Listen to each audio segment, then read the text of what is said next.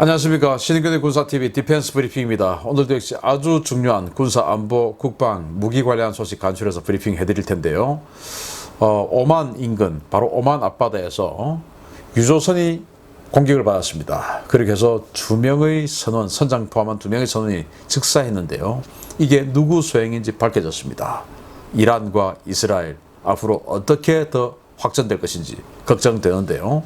이런 상황 알려드리고, 그리고 지금 일본이 정말 우려스럽게도 일본이 지금 F-35 스텔스 전투기 140대 이상을 구매를 합니다. 그 중에서 F-35A 첫 번째 비행대를 우리 독도 앞에다가 배치를 한다라는 소식 알려드립니다. 첫 번째입니다. 일본이 F-35A 전투기의 첫 번째 작전 배치 기지로 우리나라의 동해 독도를 관할 구역으로 하는 이시카와현 고마츠 공군기지에 배치하기로 결정했다는 소식입니다. 현 정권의 위험한 반일몰이가 우리나라의 안보를 갈수록 악조건으로 몰아가고 있습니다. 일본이 오는 2025년 완전 작전 능력을 갖출 예정인 첫 번째 F-35A 전투기 배치 부대로 동해와 인접한 이시카와현 고마츠 공군기지의 제6비행단을 확정했으며 지방자치단체와도 배치를 합의했다고 슈니치 신문이 7월 30일 보도했습니다. 올해 초 일본 방위성으로부터 F-35A 배치 계획을 통보받은 고마츠시는 관계 규정에 따라 시 관할 구역인 고마츠 비행장에 F-35A 전투기 배치해도 될지에 대한 종합 환경 영향 평가를 실시했는데요. 평가 결과 배치가 가능하다라는 결론이 나옴에 따라 지난 29일 방위성에 F-35 배치 승인 확인서를 제출했습니다. 일본은 F-35A 105대, F-35B 42대 등 총 147대의 F-35를 도입할 계획인데요. 일본은 앞서 해상자위대 항공모함 탑재용인 F-35B는 규슈의 미야자키현 유타바루 공군기지에 배치하기로 확정한 데 이어서 한동안 논란에 휘말렸던 고마츠 공군기지 F-35A도 확정하게 됐습니다. 문제는 우리나라입니다. 고마츠 공군기지는 독도를 관할구역으로 삼아 해상자위대 제3호위대군과 함께 동해 일대를 담당하는 제6 항공단이 주둔하고 있는 기지인데요. 일본이 F-35A의 첫 번째 배치 기지로 이곳을 확정했다는 것은 최근 한일 관계가 악화 일로를 걷고 있고 한미일 삼각 공조 체제가 위태로운 상황이기 때문입니다. 이는 이 F-35 전투기들이 유사시에 우리나라를 겨냥할 수도 있다는 것을 의미하는데요. 현 정권의 위험한 반일 선동과 이로 인한 한국의 국제 고립, 그리고 점점 강경화되어가는 일본의 대한국 정책에 대한 우려가 쏟아지고 있습니다. 군사적으로 전략적으로 봤을 때 타당한 배치는 배치입니다. 왜냐? 지금 일본의 최고 적국이, 최고 위협국이 북한이죠. 그리고 중국이죠. 러시아는 이제 한물 갔죠.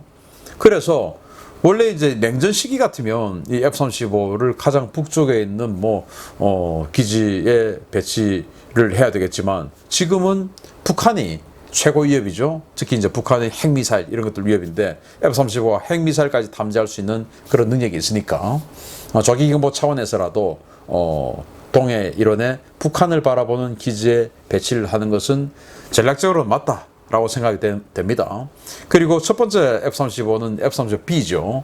규슈의 사세보 인근에 있는 유타바루 기지에 F-35B를 배치를 했고, 그렇게 되면 이제 앞으로 이즈모 항공모함이 지금은 요코스카 소속이지만 앞으로는 이제 사세보 소속이 되어서 이 이즈모 항공모함에 F-35B를 신속하게 탑재할 수 있는 이런 이제 시스템을 마련해 놓을 것이고, 그래서 그 유타바루 기지를 가지고는 중국을 견제하는 이런 임무, 그리고 여기 고마츠 같은 경우는 이제 북한을 견제하는 임무, 이렇게 맡기게 될 것으로 봅니다. 아주 타당한 배치죠. 그러나 이게 한국과 일본이 사이가 좋을 경우에는 우리를 좀 백업해 주기도 하고 이런 여러 가지 차원에서 긍정적인 효과가 있지만, 사이가 안 좋을 경우에 예를 들어서 지난 노무현 정부 때처럼 독도에서 정말 일촉즉발의 상황이 되어갔던 그 시기, 또는 이번 문재인 정부 때처럼 또 이 대화태 의장에서 또 일촉즉발의 상황을 자아내던 그 시기, 이런 시기라면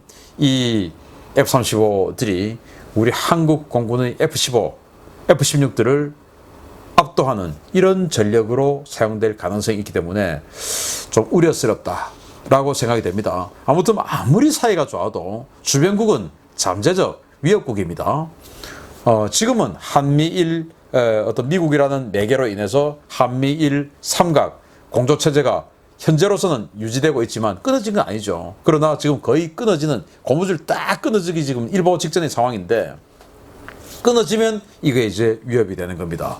그래서 다음 정권 부디 이 일본 문제에 있어서 냉철한 이해관계를 가지고 접근할 수 있는 그런 정권이 나와서 이 F-35가 위협 세력이 아니고 우리를 도와줄 수 있는 또는 도와주지는 않더라도 그냥 뭐 그러거나 말거나 할 수 있는 아무 위협이 아닌 그런 군사력으로 만들 수 있는 그런 외교력 또 외교 의지를 가진 정권이 나와서 상황 관리 잘 해주길 바랍니다. 두 번째입니다. 지난주에 오만 인근 해역에서 비스탕한 유조선을 공격한 주체가 이란이었으며 공격 수단은 무인 공격기였던 것으로 확인되었습니다. 이란은 이번 공격이 자신들의 소행이며 시리아의 이란 시설을 이스라엘이 공습한 데 대한 보복이라고 밝혔습니다. 중동 정세 갈수록 최악으로 치닫고 있습니다. 영국의 유대계 해운 회사인 조디악 해양 소유의 라이베리아 선적 대형 유조선 머서 스트리트 호가 지난달 29일 오만 해상에서 피습되었는데요. 이란이 이번 사건은 자신들의 소행이라고 밝혔습니다. 이스라엘 예루살렘 포스트의 7월 31일 보도에 따르면 이란은 사건이 발생한 직후 이란 TV 네트워크를 통해 이번 공격은 이스라엘이 최근 시리아의 알-쿠사이르 지역의 알다바 공항의 이란 시설을 공격한 데 대한 대응이다 라며 이번 공격은 무인 공격기에 의해 이루어졌다 라고 밝혔습니다. 이란이 밝힌 이스라엘의 공습이란 지난달 22일 있었던 그 공습인데요. 당시 공습에서 이스라엘은 8발의 미사일을 발사했고 러시아가 이 중 7발의 미사일을 요격하긴 했지만 나머지 한 발이 지휘부에 명중하며 헤즈볼라 고위 지휘관이 사망한 것으로 알려졌었습니다. 미 해군 제5함대와 이스라엘 정보당국은 사건 발생 직후에 이번 사건이 드론 공격에 의한 것이며 일반 드론에 폭발물을 싣고 피해 선박을 향해 돌진한 사례로 이번 사건으로 영국 국적의 보안요원과 루마니아 국적의 선장이 즉사했다고 밝혔습니다. 이번에 피습당한 배는 이스라엘의 재벌인 이알 오퍼 소유의 국제 해운사인 조디악 해양의 소유였는데요.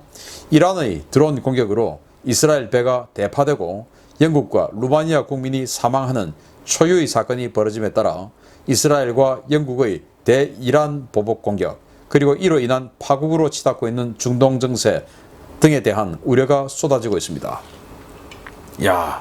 제가 지난주에 디펜스 브리핑을 통해서 알려드렸던 바로 그 내용인데 이 러시아의 방공 무기가 동원됐다. 그래서 러시아가 지금 이 시리아의 S-400 또 판치르, 부크 M2 뭐 이런 거 지금 이제 배치해 놨다. 그걸 가지고 이스라엘이 딜라일라 미사일로 판단되는 장거리 공대지 유도미사일 8발을 쐈는데 그거 중에서 7발을 요격했다. 그러나 한 발이 이제 맞아버렸다. 그래서 이 러시아의 방공무기의 성능 좋다라고 러시아가 주장을 했다라는 보도를 해드렸었죠. 그런데 그 한 발이 마침 이 헤즈볼라 최고위직이 사망하는 그 한 발이 되어버린 겁니다. 그거에 대해서 이란이 그거 우리 시설이었는데 니들이 그거 때렸으니까 우리 가만히 있을 수 없어. 그런데 이제 그때는 헤즈볼라 고위직 한 명만 나왔었는데 사실은 2명이 죽었다라고 합니다. 그래서 이제 이스라엘 재벌 소유 그렇지만 영국에 있는 회사 좀 복잡합니다. 그리고 보안요원 PMC 보안요원으로서 영국인이 있었는데 즉사했고 선장은 루마니아인데 즉사했고 그러니까 영국도 여기에 개입되어 있죠. 일단 영국 국민 죽었죠. 영국에 있는 회사죠. 소유자는 이스라엘인이지만 이런 식으로 여러 국가 특히 영국과 이스라엘이 직접적으로 개입되어 있기 때문에 과연 이란에 대한 보복을 어떻게 또 해나갈 것인지 또 영국은 가만히 있다 하더라도 이스라엘은 결코 가만히 있지 않겠죠. 지금 이스라엘은 이란과 전면전을 하기 위해서 이스라엘 군이 내각에 예산을 요청을 했죠.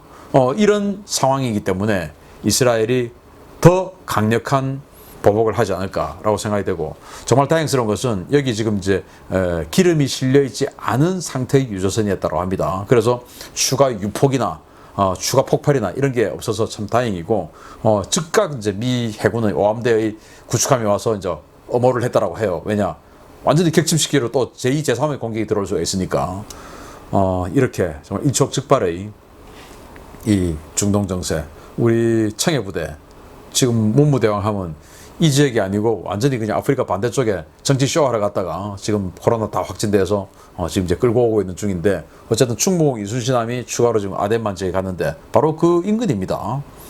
우리 청해부대들은 결코 이런 피해를 입지 않도록, 또 우리 상선들은 또 이런 피해를 입지 않도록 상황 관리를 잘 해나가야 되겠다. 또 우리 청해부대가 대공 탐색 잘 해야 되겠다. 근데 청해부대 대공 탐색 잘 하려도 레이더가 워낙 MW08 후진 거라서 잘 되겠는지 좀 안타깝습니다. 아무튼 이런 중동 정세 기름값 떠오르겠습니다. 마치겠습니다. 감사합니다.